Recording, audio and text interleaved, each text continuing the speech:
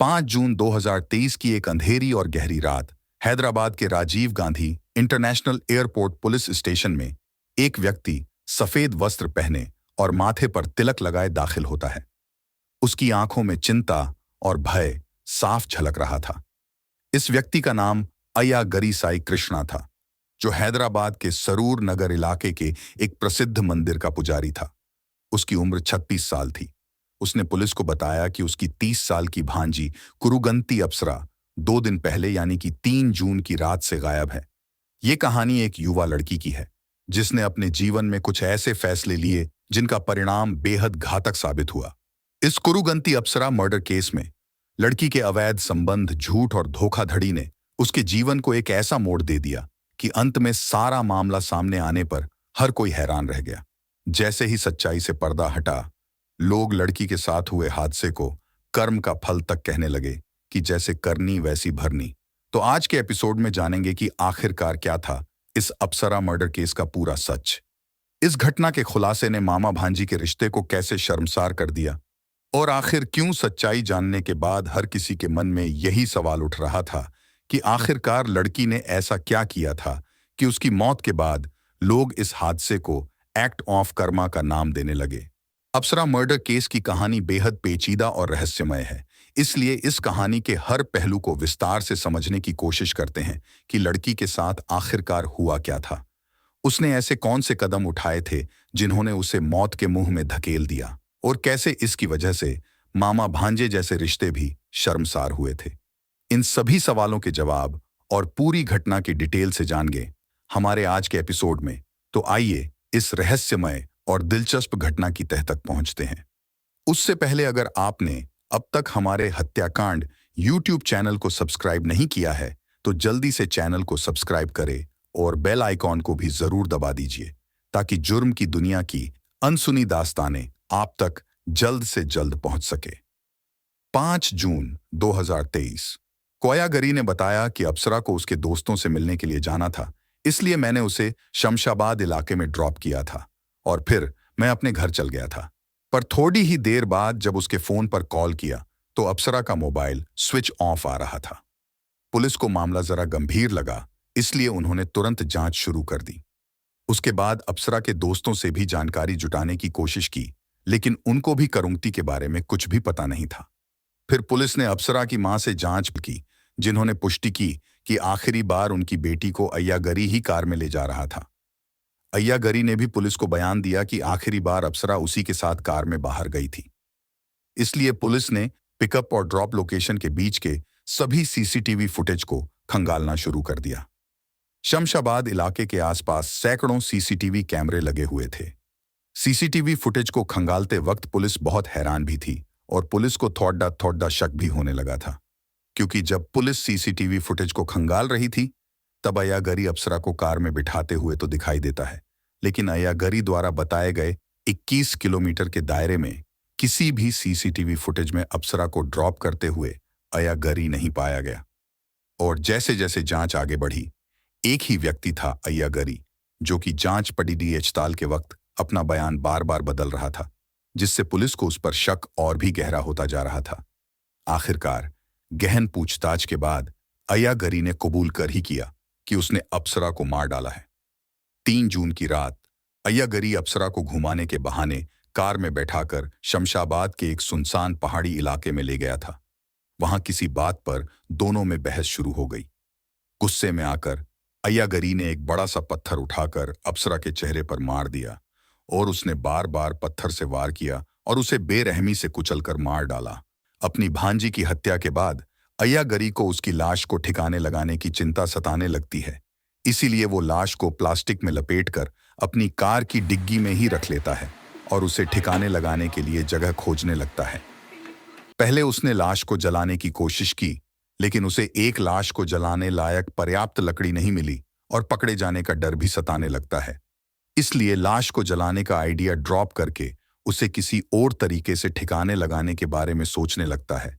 कुछ दिन तो वह लाश को गाड़ी की डिग्गी में ही रखकर अपने आंगन में ही रखता है, और फिर मौका मिलते ही लाश को मंदिर के पीछे एक मैनहोल में डालकर उस पर 2 ट्रक मिट्टी डालकर उसे ढक दिया, ताकि कभी कोई भी उस लाश तक ना पहुंच पाए। हालांकि 2 ट्रक मिट्टी डालने के बावजूद भी अगले दिन अयागरी नोटिस करता है कि थोड़ी थोड़ी बदबू मैनहोल से बाहर आ रही है। इसलिए वह फिर से मिट्टी हटाकर पहले मैनहोल के ऊपर अच्छे से सीमेंट का प्लास्टर चढ़ा देता है। फिर उसे मिट्टी से ढक देता है। मिट्टी से ढकने के बाद अय्यागरी ने सोचा कि उसने लाश को बिल्कुल सही जगह छुपा दिया है और वह कभी भी पकड़ा नहीं जाएगा। लेकिन अय्यागरी की बहन यानी कि अप्सरा की मां जानती थी कि उसने आखिरी बार अप्सरा को अय्यागरी के साथ देखा था।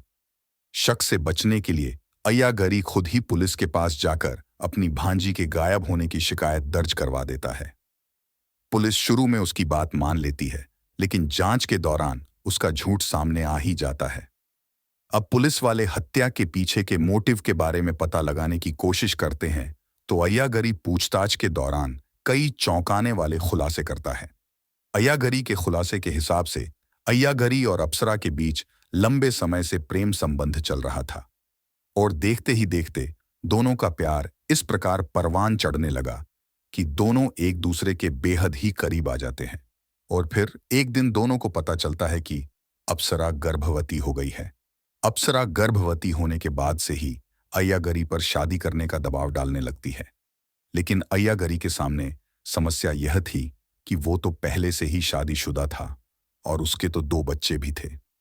इसीलिए वो अप्सरा को शादी के लिए साफ मना कर देता है। अय्यागरी शादीशुदा है, ये बात अप्सरा को भी अच्छे से पता थी, लेकिन फिर भी दोनों ने अवैध संबंध बनाए और अप्सरा गर्भवती भी हो जाती है। लेकिन अप्सरा ने अय्यागरी के समझाने पर अबॉर्शन तो करवा लिया, लेकिन फिर भी वह लगातार शादी के लिए दबाव बनाती रही कि तुम अपनी पत्नी को छोड़ दो और मुझसे शादी कर लो। लेकिन अय्यागरी उसे बार बार मना करता रहा। आखिरकार 3 जून की रात को अय्यागरी एक खौफनाक प्लान बनाता है और अप्सरा को लॉन्ग ड्राइव के बहाने एक सुनसान पहाड़ी पर लेकर जाता है। वहां उसने अप्सरा को समझाने की कोशिश भी की थी, लेकिन जब वह नहीं मानी तो उसने एक बड़ा पत्थर उठाकर उसके चेहरे पर मार दिया और लगातार बार बार तब तक वार करता है जब तक कि उसे अप्सरा के मरने का यकीन नहीं हो जाता। पुलिस ने अय्यागरी को गिरफ्तार कर लिया और जांच में पाया कि उसने हत्या से पहले how to kill human being जैसी कई चीजें इंटरनेट पर सर्च भी की थीं। एक मामा भांजी के अवैध रिश्ते और हत्या की खबरें बाहर आते ही सुर्खियां बटोरना शुरू कर देती हैं और आसपास के राज्यों के अखबारों में भी इस खबर को कवर किया जाता है। लेकिन जब यह खबर चेन्नई की एक महिला धन लक्ष्मी तक पहुंची तो उसने अप्सरा से जुड़ा एक और भी ज्यादा चौंकाने वाला खुलासा किया। धन लक्ष्मी ने मीडिया को बताया कि मरने वाली लड़की अप्सरा उसकी बहू थी और उसके बेटे कार्तिक के अपने ही हाथों अपने जीवन को खत्म करने के पीछे भी इसी का ही हाथ था। पुलिस ने तुरंत जांच शुरू की और पाया कि कुछ साल पहले अप्सरा की शादी कोयम्बटूर के सॉफ्टवेयर इंजीनियर कार्तिक राजा से हुई थी, जो एक बड़ी सी कंपनी में काम करता था जहां उसे अच्छी खासी सैलरी मिलती थी। शादी के बाद अप्सरा और अप्सरा की मां अरुणा भी उनके साथ अपनी बेटी के ससुराल ही रहने आ जाती है और दोनों माँ बेटी कार्तिक के पैसों पर खूब ऐश करना शुरू कर दिया था। वे आए दिन 5 स्टार होटलों में खाना खाते, महंगी ज्वेलरी खरीदते और कार्तिक पर लगातार अधिक पैसे खर्च करने का दबाव बनाते। ये बात सही थी कि कार्तिक अच्छी खासी कमाई कर रहा था, लेकिन जब कार्तिक की बीवी और उसकी सासू माँ उसका बेतहाशा पैसा खर्च करने लगती है तो इसका असर कार्तिक की आर्थिक स्थिति पर भी पड़ता है और उसकी स्थिति गड़बड़ा जाती है। और ऊपर से उसने अपने सास और पत्नी के खर्चे पूरे करने के लिए 25 लाख का लोन भी ले लिया। परंतु जब कार्तिक ने सारे पैसे खत्म हो जाने पर और पैसे देने से मना कर देता है तो कार्तिक की मां के अनुसार अप्सरा और उसकी मां ने उस पर दहेज उत्पीड़न का झूठा केस दर्ज करवा दिया। केस दर्ज करते ही पुलिस ने कार्तिक को गिरफ्तार कर लिया और उसे जेल में डाल दिया। 15 दिनों बाद जब कार्तिक जेल से बाहर तो आया, पर समाज के तानों और अपमान से तंग आकर उसने अपने जीवन को खत्म कर लिया। जैसे ही कार्तिक की मौत की खबर अप्सरा और उसकी मां को मिलती है तो दोनों ज्वेलरी और पैसा लेकर रातों रात चुपके से हैदराबाद चली जाती है और कोई उन तक ना पहुंच सके, इसलिए दोनों अपना सिम कार्ड बदलकर नया सिम कार्ड ले लेती है। फिर हैदराबाद में रहते हुए अप्सरा की मुलाकात अय्यागरी से होती है और धीरे धीरे दोनों के बीच नजदीकियां बढ़ने लगती हैं। लेकिन यह रिश्ता भी जल्दी ही एक भयानक मोड़ लेता है और अप्सरा की मौत पर आकर खत्म होता है। दोस्तों, लोगों को जब अप्सरा और उसकी मां पर फर्जी केस उत्पीड़न का केस दर्ज करवाने और अप्सरा की वजह से एक मासूम लड़के की जान जाने की बात पता चलती है, तो लोग अप्सरा के साथ हुई घटना को कर्म का फल बताने लगते हैं। दोस्तों, कर्म का फल से ना ही कोई कभी बचा है और ना ही कोई बच सकेगा। आपको अप्सरा की कहानी सुनने के बाद क्या लगता है कि ये कर्म का फल है या नहीं? आप हमें कमेंट सेक्शन में आकर जरूर बताएं। दोस्तों, इस कहानी का हर मोड़ चौंकाने वाला है। अप्सरा की मौत और कार्तिक की आत्महत्या के पीछे छिपे रहस्यों ने इस पूरे मामले को और भी ज्यादा पेचीदा बना दिया है। आखिरकार इंसान अपने कर्मों का फल जरूर पाता है। अब अय्यागरी साईं कृष्णा सलाखों के पीछे है और मामला अदालत में चल रहा है। उसे क्या सजा मिलेगी, ये तो समय ही बताएगा कि अदालत अय्यागरी को क्या सजा देती है और क्या इंसाफ का पलड़ा भारी होता है। और साथ ही अगर आपको यह कहानी पसंद आई हो, इस वीडियो को लाइक और शेयर जरूर करें। और अगर आपने अब तक क्राइम की दुनिया से जुड़ी ऐसी ही कई अनोखी कहानियों के लिए हमारे हत्याकांड यूट्यूब चैनल को सब्सक्राइब नहीं किया है, तो जल्दी से चैनल को सब्सक्राइब कर बेल आइकन को जरूर दबाएं।